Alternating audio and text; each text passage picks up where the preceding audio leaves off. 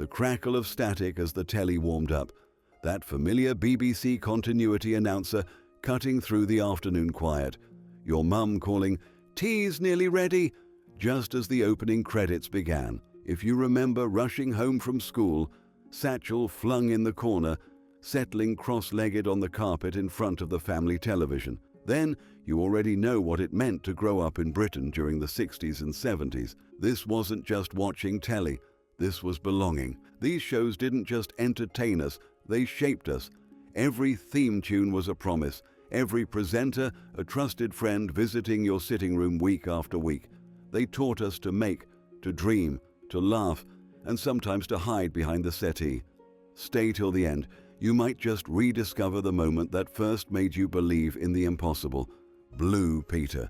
Blue Peter wasn't just a children's program, it was a way of life. Launched in 1958, this wasn't television trying to babysit you. This was television believing you could build, create, and change the world with nothing more than a few empty washing up liquid bottles and some sticky back plastic.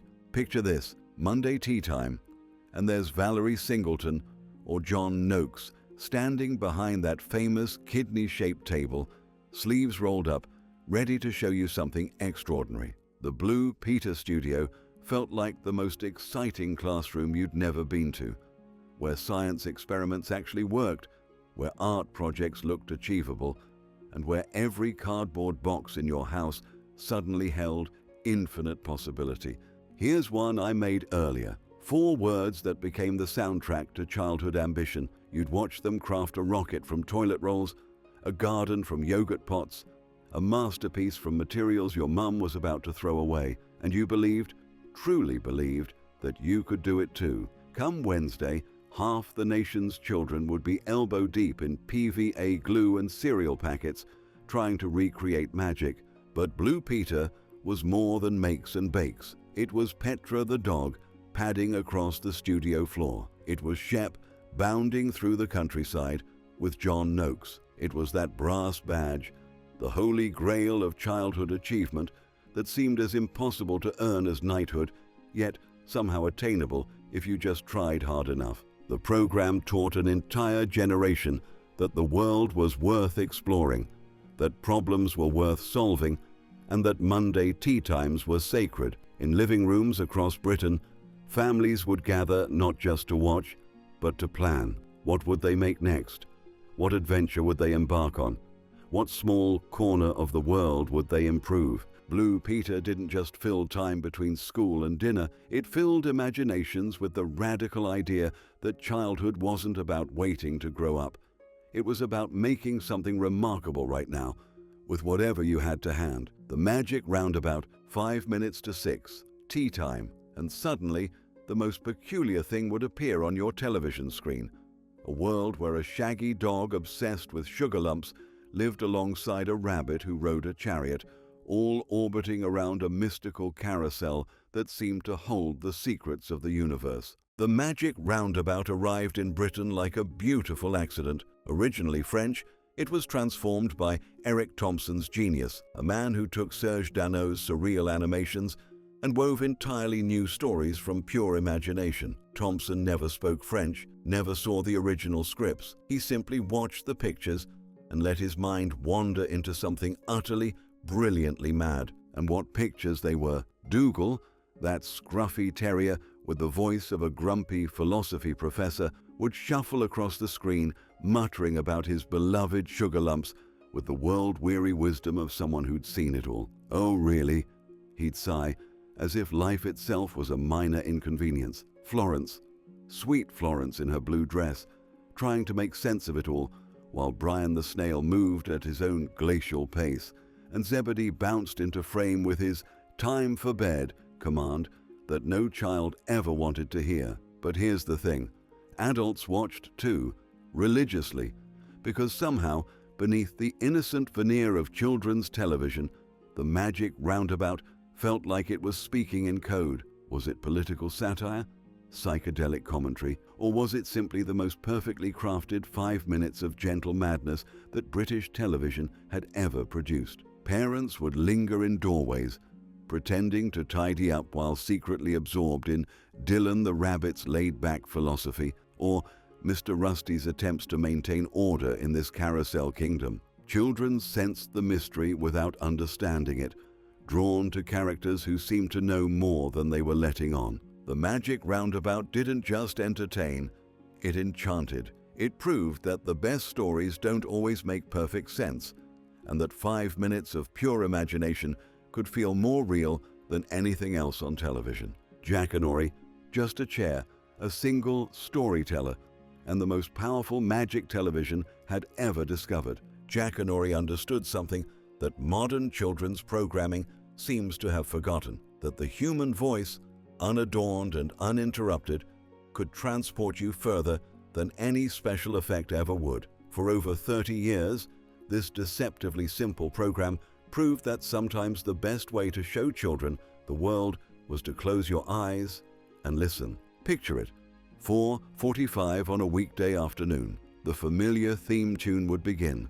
That gentle, lilting melody that promised adventure was just moments away. Then, a face would appear on screen. Maybe it was Kenneth Williams, theatrical and mischievous, ready to bring Roald Dahl's characters to vivid life. Perhaps Bernard Cribbins, warm and grandfatherly, weaving tales that felt like bedtime stories told by your favorite uncle. Or Joni Mitchell, her voice soft as velvet, making even the simplest fairy tale feel profound. These weren't actors reading scripts. These were master storytellers who understood that children's imaginations were vast, hungry things that needed feeding. They'd lean forward slightly, as if sharing a secret. Their voices would rise and fall like music, painting pictures more vivid than any camera could capture. A pause here, a whisper there, eyes twinkling with the knowledge of what was coming next. And you believed every word. When Kenneth Williams described the BFG's ears, you could hear them flapping. When Thora Hird told tales of Yorkshire childhoods, you could smell the coal smoke and feel the cobblestones beneath your feet. The storyteller's face would fill your screen, but somehow you could see entire worlds spreading out behind them. Jackanory taught an entire generation that stories weren't just entertainment, they were doorways. Every tale was an invitation to step outside your own life and become someone else, somewhere else, for 15 magical minutes. In an age before video games and streaming services, before 1,000 distractions competed for young attention, Jackanory proved that one voice, one story, and one listening child could create something extraordinary together. The program didn't just tell stories, it created storytellers, millions of children who learned that imagination was the most powerful force in the universe. Doctor Who. Saturday tea time. The family gathered around the telly. Then that sound, the TARDIS materializing with its grinding, wheezing mechanical symphony that could make your spine tingle and your heart race all at once. You knew what was coming, and yet you were never quite prepared. Doctor Who didn't just arrive on British television in 1963, it invaded. This wasn't children's programming trying to be safe or educational. This was something wild and dangerous and utterly unpredictable, broadcast at the exact moment when families were settling down for their Saturday evening together. Genius scheduling that turned terror into a shared experience. The living room would transform the moment that iconic theme tune began. Suddenly, your settee became a spaceship, your carpet an alien planet, and that gap behind the sofa, well, that became the most important real estate in the house. Because when the Daleks started screaming, "Exterminate!" in their robotic death chant, when the Cybermen came stomping through London with their emotionless silver faces, when the Master appeared with that chilling laugh, sometimes the only sensible response was to dive for cover. But oh, the Doctor himself. Whether it was Tom Baker with that impossible scarf trailing behind him like a woolen rainbow, or John Pertwee with his frilly shirts and Venusian Aikido, each incarnation felt like meeting your coolest, most brilliant uncle, the one who'd traveled everywhere, knew everything, and somehow always had jelly babies in his pocket when the universe needed saving. The TARDIS was bigger on the inside, and so it seemed was your imagination, after spending Saturday evenings hurtling through time and space. This wasn't just science fiction, it was a masterclass in possibility. Every week, the Doctor proved that intelligence was more powerful than violence, that kindness could defeat hatred, and that sometimes the most important thing you could do was simply care about the right things. Doctor Who taught an entire generation that the universe was vast, mysterious, and absolutely worth exploring, even if you had to watch it from behind the furniture. Grange Hill, Tucker Jenkins, Zammo Maguire, Roland Browning, names that still echo through the corridors of British memory like ghosts of our collective school days. Because Grange Hill wasn't just television, it was a mirror held up to every comprehensive school in the country, reflecting back truths that children's programming had never dared to speak before. This was Phil Redmond's Revolution, broadcast every Tuesday tea time like a weekly dose of reality. Here was a school that looked like your school, with corridors that smelled of disinfectant and dinner halls that served exactly the kind of grey, mince and lumpy mashed potato you'd recognize. The uniforms were wrong, the teachers were stressed, and the kids were gloriously, messily, authentically real. You'd watch Tucker's antics and see your own class clown. You'd witness Zammo's descent into drug addiction, yes, drug addiction on children's television. And suddenly, the Just Say No campaign wasn't some distant adult concern. It was happening to someone you'd grown up with, someone who felt as real as your desk partner. The sausage on a fork became the most iconic school dinner in television history, not because it was funny, but because it was true. Grange Hill caught playground conversations and parent meetings, sports day disasters and exam panic, first loves and friendship betrayals with a documentary maker's eye for detail. The opening credits, that long tracking shot through empty school corridors while the theme tune built to its crescendo, felt like walking into your own Monday morning, complete with that mixture of dread and possibility that only school could provide. This wasn't sanitized children's television where problems were solved in 30 minutes. Characters grew up, made mistakes, faced consequences. Some succeeded, some failed, some simply disappeared into the great unknown of post-school life, just like real children do. Grange Hill taught a generation that their experiences mattered, that their problems were worth taking seriously, and that growing up was complicated, messy, and absolutely worth talking about. Every Tuesday tea time, it proved that children's stories could be as complex and important as any adult drama. In comprehensive schools across Britain, Monday morning conversations began with, "Did you see Grange Hill?" Because finally, someone was telling their story. The Wombles, underground, overground, wombling free. And with those opening notes, Britain fell in love with the most environmentally conscious creatures ever to grace children's television. Long before recycling became trendy, before anyone had heard of climate change, the Wombles were quietly teaching an entire generation that the Earth was worth caring for, one piece of litter at a time. Wimbledon Common became the most famous patch of grass in London, transformed by Elizabeth Beresford's imagination into a hidden world where furry creatures with wonderfully British names, Uncle Bulgaria, Orinoco, Tomsk, and Great Aunt Tessie, went about their daily business of making good use of the things that they find, things that the everyday folks leave behind. But this wasn't preachy environmental messaging wrapped in a children's program. This was pure joy. Watch Orinoco shuffling along in his knitted hat, perpetually sleepy, perpetually hungry, yet somehow always ready to help tidy up the world. See Uncle Bulgaria, wise and whiskered, presiding over their underground burrow with the gentle authority of a beloved headmaster. The Wombles made conservation look like the most natural thing in the world, not a chore, but an adventure.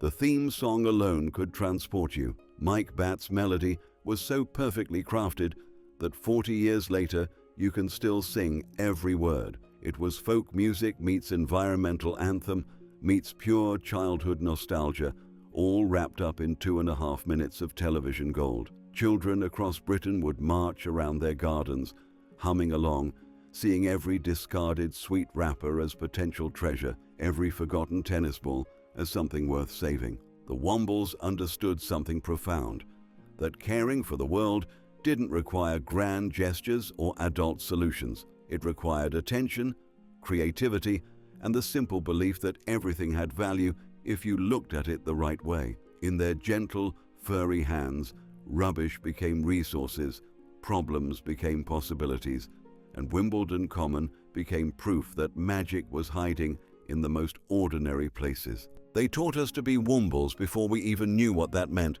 to see waste and wonder what it could become instead. Crackerjack. It's Friday. It's 5 to 5. It's Crackerjack. Those 7 words could transform any ordinary Friday afternoon into something electric. The weekend was within touching distance, school was behind you, and for the next 45 minutes, the BBC Theatre became the most exciting place in Britain. This wasn't just children's television.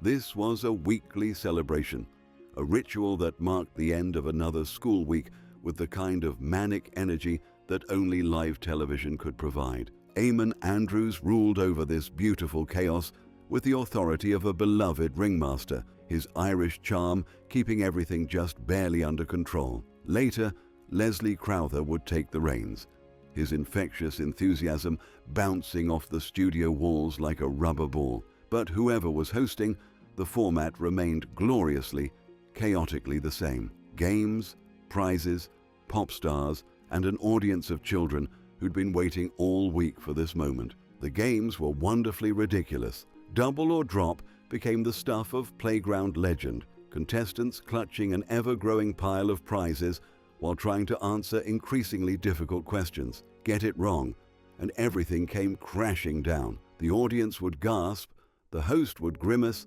and somewhere in Britain, a child would learn that sometimes life was cruel, but hilariously so.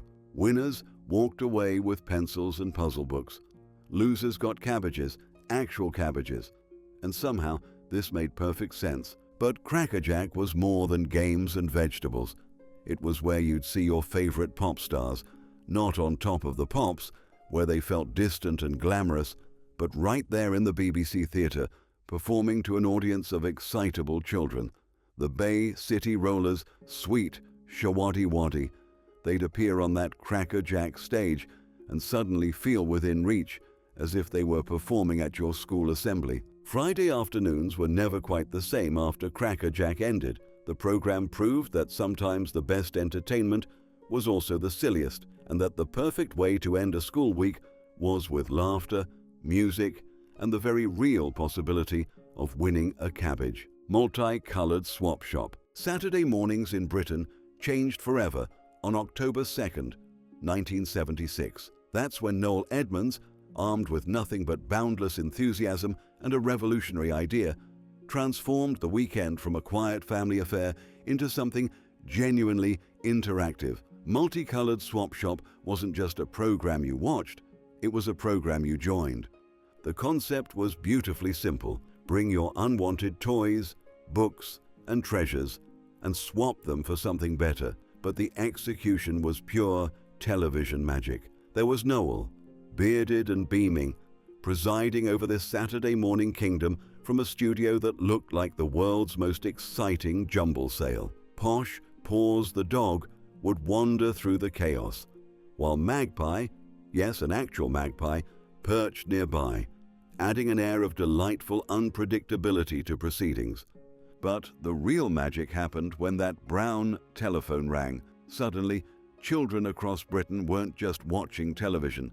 They were part of it. "Hello, Swap Shop," Noel would chirp, and on the other end would be someone just like you, calling from their local phone box or hallway, voice crackling with excitement and nerves. They might have a Cindy doll to swap for a jigsaw puzzle, or a collection of top trump cards they'd trade for anything Beatles related. The whole nation became one giant playground swap meet, connected by telephone wires and shared Saturday morning rituals. The Swap Shop Roadshow turned sleepy British towns into temporary television studios. The crew would arrive like a traveling circus, setting up in shopping centers and high streets, bringing the magic of live television to places where nothing exciting ever happened. Children would queue for hours, clutching their swapping treasures, desperate for their moment on national TV. Pop stars would drop by, not as distant celebrities, but as Saturday morning visitors. They'd sit on inflatable chairs, chat with Noel about their latest records, and somehow feel like they were just part of the gang. This was accessibility at its most pure. Fame without barriers, entertainment without pretension. Swap Shop taught an entire generation that Saturday mornings were sacred, that your voice mattered, and that sometimes the best television happened when real life was invited to join the party. Tiswas. If multicolored Swap Shop was the well-behaved child of Saturday morning television, then Tiswas was its gloriously unhinged sibling, the one who turned up late to the party, covered in custard, and completely unapologetic about it. This wasn't just children's television. This was anarchy broadcast live from Birmingham, and it changed everything. Chris Tarrant ruled over this beautiful chaos like a manic ringmaster who'd forgotten the script and decided to improvise everything. The ATV studios became a battleground where the normal rules of broadcasting were not just bent, but completely obliterated. Adults got pied in the face. Children ran riot. Celebrities arrived expecting a quiet chat and left looking like they'd survived a food fight. And somehow, miraculously, it all worked. The Phantom Flan Flinger became the most feared figure in British television, a mysterious custard pie assassin who could strike at any moment, turning the most serious interview into slapstick comedy. No one was safe. Politicians, pop stars, newsreaders, they'd all fall victim to the Phantom's creamy projectiles while the studio audience roared with delight. This was television that refused to take itself seriously, and children absolutely loved it for that. Saturday mornings became a matter of tribal loyalty. Were you a Swap Shop family or a Tiswas household? The choice defined you. Swap Shop was organized, educational, aspirational. Tiswas was mayhem, irreverent, gloriously stupid. If your parents preferred the BBC's gentle approach to weekend entertainment, you probably found yourself secretly yearning for the beautiful madness happening on ITV. The show's anarchic spirit infected everything it touched. Sally James, the long-suffering presenter who somehow maintained her composure while surrounded by chaos, became a hero to children who recognized a kindred spirit. Someone who understood that sometimes the best response to adult authority was a well-aimed custard pie. Tiswas proved that children's television didn't have to be sensible or educational or improving. Sometimes it could just be wonderfully, brilliantly, unapologetically silly. And that, in its own way, was the most important lesson of all. Saturday mornings would never be quite the same again. Play school, 3 windows, square, round, and arched. And with those simple words, millions of British children learned their first lesson in choice, anticipation, and the gentle magic of learning disguised as play. Play school wasn't just preschool television. It was your first friend on the screen, your introduction to a world where education felt like the most natural thing in the universe. The format was deceptively simple, almost revolutionary in its restraint. No flashy sets, no cartoon characters, no desperate attempts to grab fleeting attention spans. Just a presenter. Maybe it was Brian Cant with his warm Yorkshire voice, or perhaps Floella Benjamin with her infectious smile, sitting in what felt like the coziest playroom in Britain, ready to spend 20 minutes making you feel like the most important person in the world. Today we're going through the round window, they'd announce, and suddenly that simple choice felt momentous. Would it be the seaside, a farm, a busy street full of interesting people doing interesting things? The window became a portal, and you were the explorer, guided by voices that felt as familiar as your own family's. But it was the toys that truly worked the magic. Humpty, the rag doll with his perpetually surprised expression. Jemima, the wooden doll with her painted smile. Big Ted and Little Ted, bears who somehow possessed more personality than most human television presenters. These weren't sophisticated puppets or expensive productions. They were the kind of toys you might find in your own nursery, brought to life by storytellers who understood that children's imaginations didn't need much encouragement, just gentle guidance. The songs were perfectly crafted earworms that would stay with you forever. There's a bear in there, and a chair as well, became the soundtrack to countless childhood mornings, hummed by children and secretly remembered by their parents decades later. Play School understood something profound about early childhood, that learning wasn't something you did to children, but something you did with them. Every segment felt like a conversation, every activity like a gentle invitation to explore the world at your own pace. It taught an entire generation that curiosity was a gift, that every day held new discoveries, and that sometimes the most magical place you could visit was just through a window, if you had the right guide to show you the way. Tomorrow's World. Thursday evenings,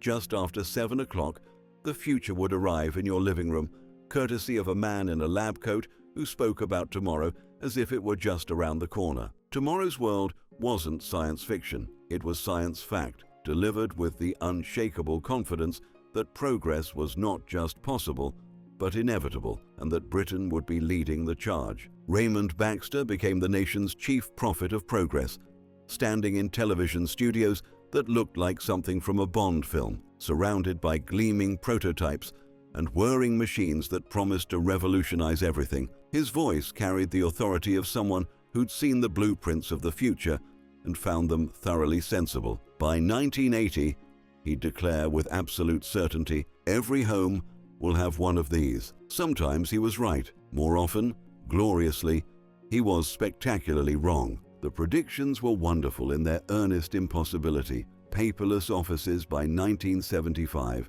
flying cars in every driveway, meals replaced entirely by nutrition pills, holidays on the moon before the century was out. Each week brought fresh promises of a world where technology would solve every problem, ease every burden, and make life endlessly more convenient. The presenters delivered these forecasts with the straight-faced conviction of news anchors reporting established facts. But here's the magic. Even when tomorrow's world was wrong, it was magnificently, inspiringly wrong. It taught children to believe in possibility, to look at the present and imagine something better. Every household gadget, every scientific breakthrough, every glimpse of a prototype felt like a window into a world where human ingenuity had no limits. Some predictions, of course, came startlingly true. Home computers, mobile phones, the internet, tomorrow's world showed us these marvels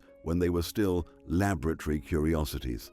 The program didn't just predict the future, it helped create it by making technology feel exciting rather than threatening, magical rather than mundane. For 38 years, Tomorrow's World reminded us that the future was something to anticipate rather than fear, and that the greatest adventures were still waiting to be discovered. It proved that sometimes the most important thing television could do was help children dream about what might be possible. Final reflection. These weren't just programs. They were the shared language of a generation, binding childhoods together across Britain with invisible threads of wonder. Appointment television was sacred.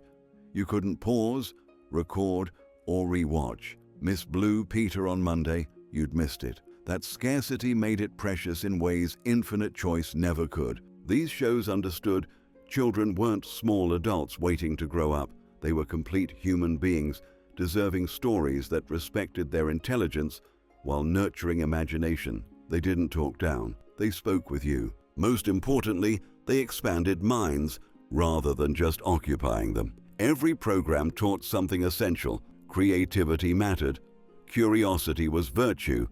The world was worth exploring. Learning could be joyful. We've gained convenience but lost something irreplaceable, discovering wonder at exactly the same moment as millions of others. These shows created a generation who could meet strangers and instantly bond over a theme tune, a catch. That moment the doctor's scarf caught in the TARDIS door. Television's golden age wasn't about better technology. It was about higher ambition to inspire, educate, bring families together, and prove that childhood wasn't rehearsal for real life, but the most important performance of all.